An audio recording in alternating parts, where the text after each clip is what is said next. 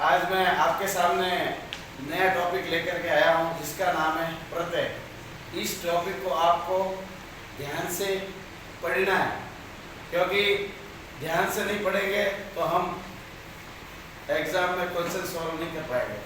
तो अंत तक क्लास में बने रहें, ध्यानपूर्वक उसको देखें और समझने की कोशिश करें। तो अब शुरू करते हैं। टॉपिक है प्रत्यय।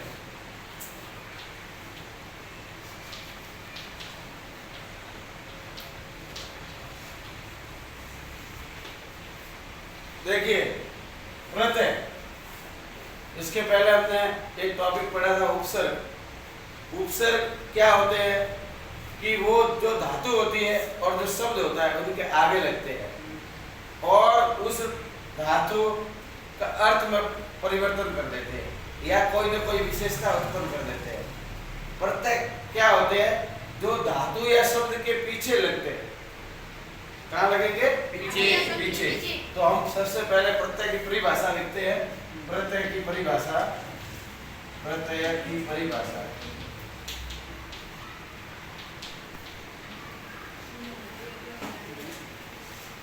जिन पदों का प्रयोग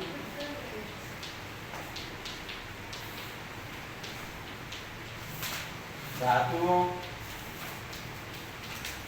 या शब्दों के बाद किया जाता है वे प्रत्यय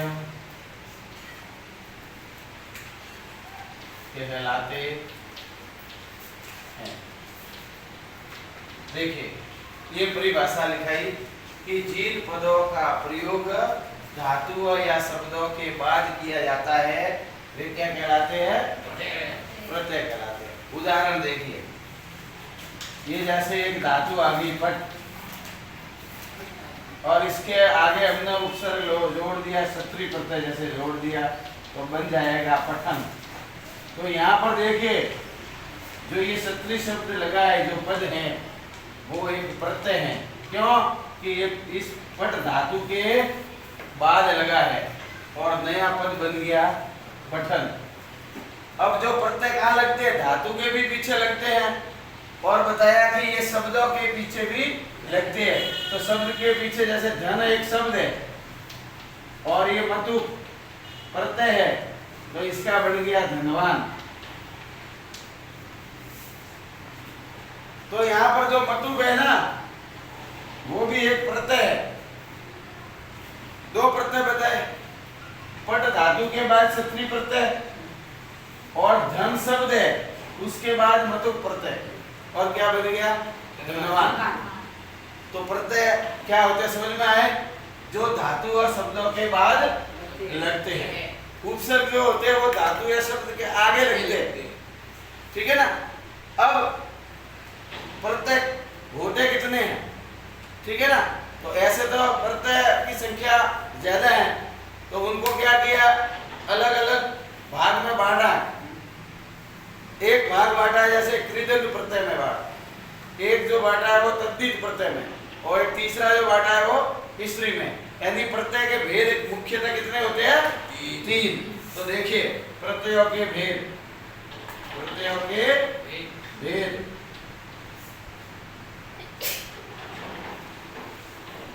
प्रत्यय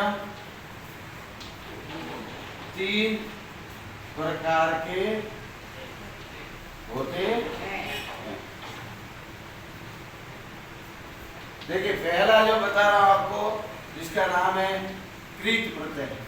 कृत बोल सकते हैं या क्रीडंत प्रत्यय बोल सकते हैं। दूसरा जो प्रत्यय होता है वो होता है तद्धित प्रत्यय। तीसरा जो प्रत्यय होगा उसको बोलते हैं स्त्री प्रत्यय। कौन सा प्रत्यय? स्त्री। तो प्रत्यय के मुख्यतः प्रकार कितने हो गए? तीन। पहला है कृत या कृदंत प्रत्यय, दूसरा है तद्धित प्रत्यय, तीसरा होता है स्त्री प्रत्यय। अब हम क्या करेंगे, एक एक प्रत्यय पढ़ेंगे कि कृदंत प्रत्यय क्या होता है, फिर दूसरा तद्धित प्रत्यय क्या होता है, और लास्ट स्त्री प्रत्यय क्या होता है, इसके बारे में अध्ययन करेंगे। फिर हम एक एक करके पढ़ेंगे कि कृदंत प्रत्यय में कौन कौन से प्रत्यय अपने कोर्स में है उनका अध्ययन करेंगे, तद्धित में कौन से प्रत्यय कोर्स में है उसका अध्ययन करेंगे, और लास्ट में स्त्री प्रत्यय जो है उनका अध्ययन करेंगे।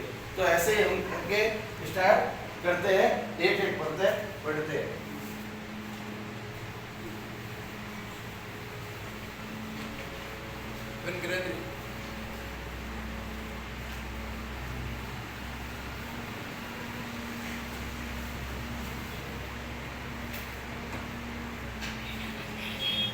देखिए पहला जो भेद पढ़ते हैं कृत या कृदंत।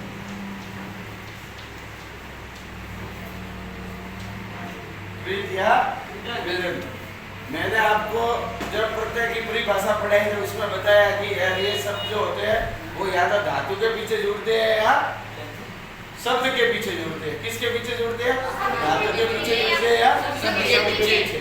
तो उसमें जो पहला प्रत्यय जो कृत और कृदंत जो प्रत्यय होता है ना, ये जो प्रत्यय जो होते हैं वो किनके पीछे जुड़ते हैं, धातुओं के पीछे जुड़ते हैं। तो हम लिखेंगे इसका कि जिन प्रत्ययों का प्रयोग, जिन प्रत्ययों का प्रयोग धातुओं के पीछे किया जाता है, का प्रयोग धातुओं के पीछे किया जाता है, पीछे किया जाता है, वे कृत या कृदंत प्रत्यय कहलाते हैं। वे कृत या कृदंत प्रत्यय कहलाते हैं।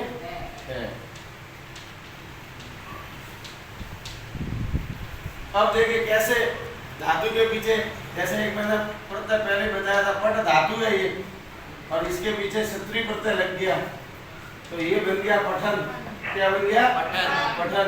जैसे ये गम धातु है, गम धातु में 3 प्रत्यय जोड़ दिया जाए तो गति बनेगा।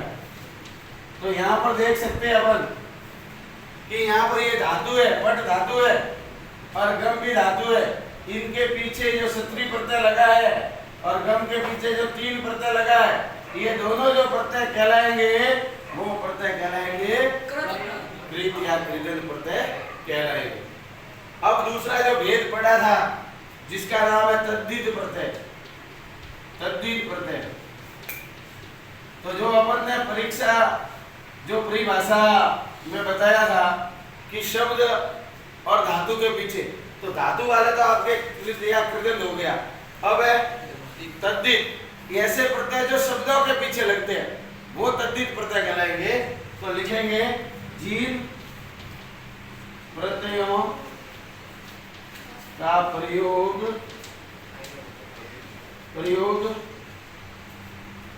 शब्दों के पीछे किया जाता है, पीछे किया जाता है, वे तद्धित प्रत्यय कहलाते हैं, वे तद्धित प्रत्यय कहलाते हैं। उदाहरण के लिए देखो, जैसे उदाहरण ये धन शब्द है और धन शब्द में मतुप प्रत्यय जोड़ दिया तो आपका बन जाएगा धनवान। जैसे एक लघु शब्द है, लघु शब्द में तल प्रत्यय जोड़ दिया जाए तो बनेगा लघुता। यहाँ पर देखो ये धन एक शब्द है, धातु नहीं है। यहाँ पर जो लघु एक शब्द है और जो शब्द के पीछे जैसे मतुप लगा है और जो तल लगा है वो दोनों प्रत्यय कैसे प्रत्यय कहलाएंगे, यानी मतुप और तल प्रत्यय तद्धित प्रत्यय के अंतर्गत आते हैं।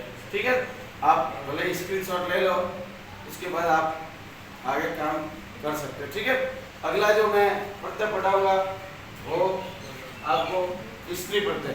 तो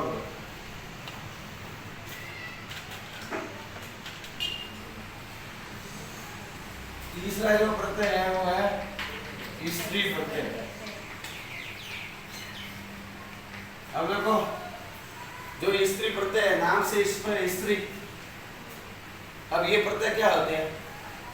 पुल्लिंग जो शब्द होते हैं उनको स्त्रीलिंग बनाना हो तो वो स्त्री प्रत्यय कहलाएंगे। तो ऐसे कुछ प्रत्यय जो होते हैं वो जब लग जाते हैं पुल्लिंग शब्दों के बाद में तो वो स्त्रीलिंग में बन जाता है। ठीक है ना? जैसे अज का मतलब होता है बकरा, और उसके पीछे यदि स्त्री प्रत्यय टाप को जोड़ दिया जाए तो अजा बन जाएगा, बकरी बन जाएगा।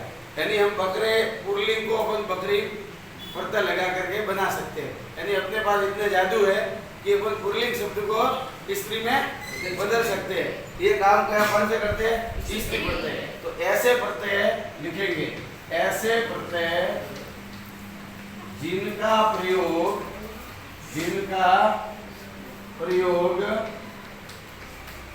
पुल्लिंग शब्दों को स्त्रीलिंग में बनाने के लिए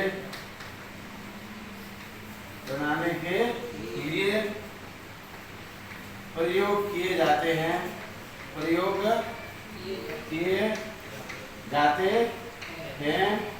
वे स्त्री प्रत्यय कहलाते हैं। वे स्त्री प्रत्यय कहलाते हैं। उदाहरण जैसे अज का मतलब बकरा होता है, इसके पीछे यदि टाप प्रत्यय जोड़ दिया जाए तो बनेगा अजा, और अजा का हो जाएगा बकरी। ठीक है? कुमार शब्द पुल्लिंग होता है, कुमार, उसमें नीप प्रत्यय जोड़ दिया जाए तो बनेगा कुमारी। तो यहाँ पर देख सकते हैं अपन कि ये जो अज है ये पुल्लिंग शब्द है, कुमार शब्द पुल्लिंग शब्द है। यदि इसमें टाप जोड़ दिया जाए तो अजा बन जाएगा, यानी बकरी हो जाएगा अर्थ। और कुमार में यदि नीप जोड़ दिया जाए तो कुमारी हो जाएगा। तो ऐसे प्रत्यय जिनका प्रयोग पुल्लिंग शब्दों को स्त्रीलिंग में बनाने के लिए प्रयोग किए जाते हैं वे सभी क्या कहलाते हैं? स्त्री प्रत्यय कहलाते हैं। ठीक है ना? तो आज की क्लास में इतना ही। नेक्स्ट क्लास में हम क्या करेंगे, जो कृदन प्रत्यय जो आपके कोर्स में है उसको एक एक डिटेल में पढ़ेंगे। तो अगली क्लास में आप पूर्णतः ये पढ़ करके ही उपस्थित हो ताकि हमें पढ़ने में आसानी रहेगी।